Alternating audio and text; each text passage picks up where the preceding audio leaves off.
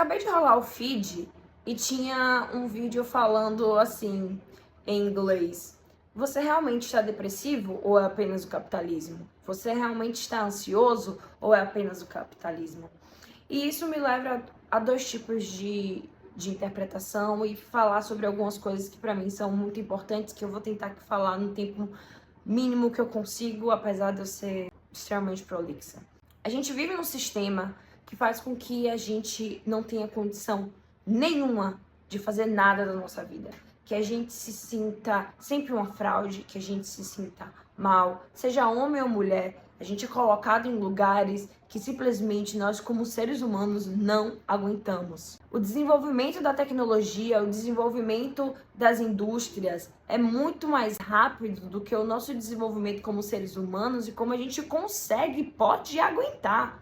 Então é muito importante a gente compreender qual é o limite também da gente dentro desse sistema. E compreender também se esse é o sistema que a gente quer estar. Porque apesar do que muitas pessoas dizem, apesar do que se é colocado dentro da mídia, não é natural, o capitalismo não é natural. Assim como a monarquia não é natural, assim como o feudalismo não foi natural. Isso tudo foram criações. E assim como a gente vive dentro dessa criação, a gente consegue e pode mudar a partir de revoluções para uma nova perspectiva, um novo tipo de consideração. E isso se chama utopia, mas uma utopia material, uma utopia da mudança, uma utopia da transformação, que é essa que a gente precisa se agarrar. Me deixa muito irritada também o como não só o capitalismo, mas as redes sociais fazem com que cada vez mais a gente tenha inúmeros especialistas que não são especializados em nada. Então a gente tem inúmeras pessoas, inúmeros coaches, inúmeras pessoas que nem se denominam como coach, que nem nunca parou para estudar psicologia nenhuma vez na vida, falando sobre questões psicológicas e simplesmente não tem nenhum tipo de aprendizado ou aprofundamento de conhecimento dentro dessa área. E isso me preocupa muito. Isso me preocupa muito por inúmeros sentidos, porque questões de saúde mental não é brincadeira, não é permuta, não é barganha, e não é e não deve ser fonte de mercantilização.